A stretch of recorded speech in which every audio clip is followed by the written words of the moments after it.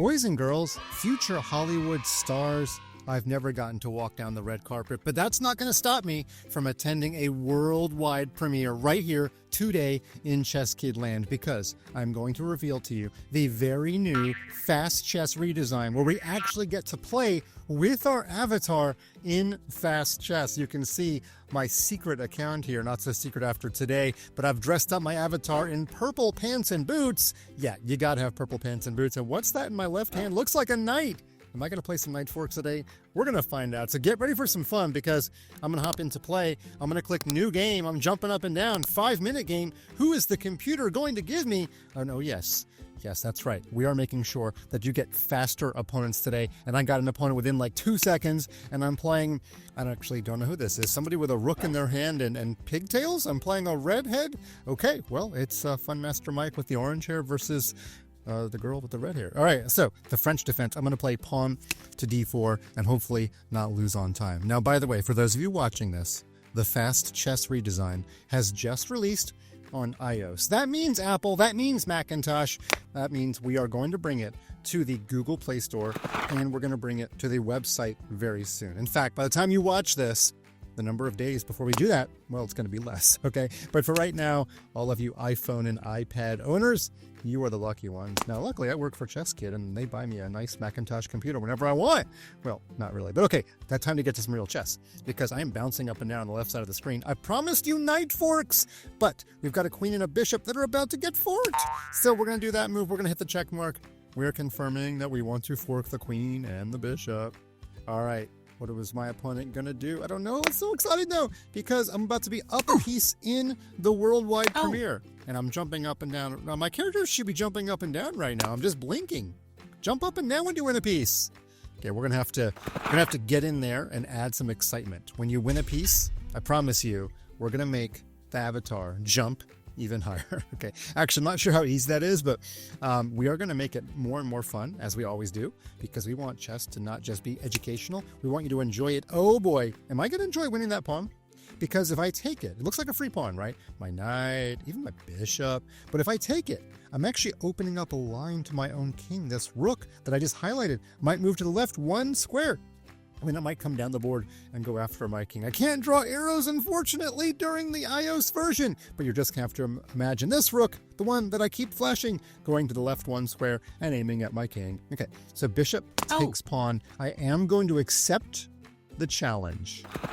Uh-oh. Better be careful, because if this knight moves, the one that I just clicked on, the wanting to be really careful I don't actually move somewhere, I might get checkmated on h2. Do you see the queen? Do you see how she's lined up with h2? Now, I can't draw an arrow, but I bet Fun Producer is going to draw an arrow for me from the queen to h2. So you know what I'm going to do? I'm going to follow my own advice. I'm going to practice what I preach. I'm going to put the no parking sign up on the knight. Knight, run away.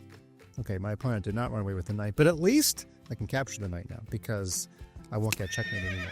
Okay, actually, you know what? I've got to be careful. If my bishop gets captured, which it does, if I move my knight, there's going to be another checkmate on h2 because of the rook now lined up with the h2 square. So, got to be really careful. Now, technically, for those of you who are absolutists, okay? Oh, look, where's this? What is this? Somebody's got a chess emergency.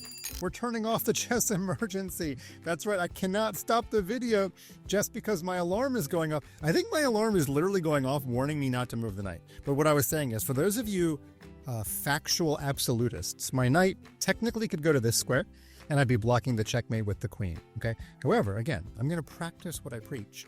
Because I'm ahead a piece here, and my time is dwindling, and the chance for instructional elements is going away, I'm going to try to trade when I am ahead. I'm going to put my queen 1 little square to e2. I'm going to confirm with the iOS that I'm going to do that. Oh, my queen was going to go to e5 anyway, but now when I do it, it's actually going to be a fork. Now you might be thinking, Fun Master Mike, it's not really a fork because black will trade queens, but you know what? When I'm ahead, I think of trades as threats. I think I know why my opponent did what she did. I think the queen wants to move all the way to the right to h6. Fun Producer, can you put an arrow from the queen to h6? And then she's going to come down the board and do very, very bad things to my king. So I'm going to trade the queens. It's check, and I'm aiming at the queen, and there's not much black can do to keep the queens on the board, or keeping the ladies on the dance floor, as we say. Now that the queens are off the board, my knight can move. I'm still up a knight. I haven't played any knight forks yet, but that's okay. I think I'm still making some pretty good moves nonetheless. Okay, I'm going to trade again. Yeah, I'm going to just keep on trading. I'm going to keep practicizing what I'm preachicizing. Those are not real words. Okay, now I thought you were going to take with the other pawn, and then I was going to play bishop to f5 and make some more trades. But instead, I will just check your king, because you never got your king castled. You left your king on an open file. He's not going to get checkmated, but he can't castle. Okay, whenever I can't figure out what to do, I just find my worst piece and make it better. And I think my knight was my worst piece, okay? Let's guard the pawn. I'm just being really, really careful with all of my pieces. Now, if black got 2 rooks to the h file, there'd be another checkmate with the rook coming all the way down to h1. So, like, I'm not sure how black does that. Maybe if the rook on b8 had gone to b6, and then black had moved the c pawn, and then the rook on b6 come all the way over to h6. Anyway, that takes forever, and I don't think that was likely to happen. Let's just improve my knight. And if my opponent plays c5 with the pawn, I'll offer a bishop trade. I'll play bishop to e4. So you're just going to have to imagine that. Okay, the king moved. Now I could still see the rooks doubling one day. Now I'm going to improve my worst piece. You might think, Fun Master Mike, that rook was already on an open line. That's true, but I'm clearing out space for the other rook to come to e1 and double my trouble. Double up on the e file. So that's why rook e5, it really does help the other rook, the one on a1, I promise you, it does. Okay. Now, okay, we can clearly see what black is up to. Very mischievous, or mischievous, depending on your pronunciations. If black brings the other rook, actually black's using the same idea I just chose. By moving this rook up, the other rook's going to come take the place of the first rook on h8, and there is going to be double-barreled trouble on the h file. I'm going to pretend like I don't see that. I'm going to go ahead and give a check real quick. And you will see why I did this move in about 2.1 seconds, okay? I am actually going to give another check. Okay, when I said 2.1 seconds, I really meant 3.1 seconds. Because I am going to offer a trade of rooks coming up very soon. I'm going to wait to see what this king does first. You know what? I can actually check first.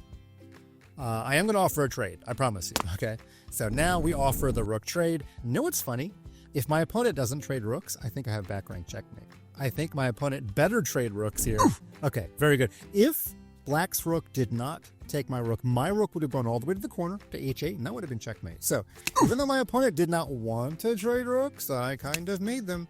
Okay, the only checkmate I could see for black would be if the black king moved up. Now follow me, okay? Black king moves up, relates down, right? The rook moves all the way to h8. The rook takes the pawn on h5. The pawn on c6 goes to c5 to open up the bishop. And then for some reason, Fun Master Mike is having the worst day in the history of worst days and plays pawn to g3 and opens up the h1 square. I'm not even sure you're following me. What I do know is that my time is almost out. I need to stop talking. This is my big problem in chess. Let's give a check. I'm forcing your king back. By forcing your king back, then your rook doesn't get to be happy. So the king is going back, and then my pawn is going to go downtown, where all the pawns have fun downtown. Do we have the rights to that song? Does my producer even know that song? Probably not. Okay, he's a little young. He's not that young. He's younger than me. Okay. Downtown, this looks like a checkmate. Okay, you guys want me to promote to a rook or a queen? They're both checkmate, but I have 10 seconds to decide. Oh no, 8, 7, 6, 5, 4, 3, 2, 1. Hits the rook. Confirm. Oh no!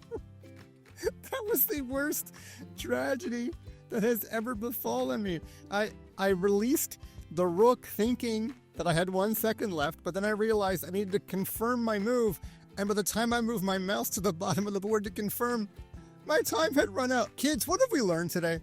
Not to be too clever, not to be too cute. If you have checkmate, just play the checkmate. Do you see what I did by having bad sportsmanship there? I think the universe was teaching me a lesson. I promise you, I did not do that on purpose. What I did do on purpose, though, was show you all of the fun of the new live server. I love that when you play your games, your character is going to be bouncing up and down, blinking, smiling, showing joy, jumping. And you know what? I'm going to work with our animators to make sure that they have even more fun. Wouldn't it be cool if after you gave checkmate, your character did a backflip? What's that you say? You're a gymnast? A back 1.5 double tuck somersault thing? Okay, clearly I need to work on my gymnastics terms, but what is clear, ChessKid is the place to be. It's super fun. I'm going back in to play another game. Will you get matched up with my alt account, Lil Fun Master Mike? I don't know. Go on the Fast Chess server, and find out.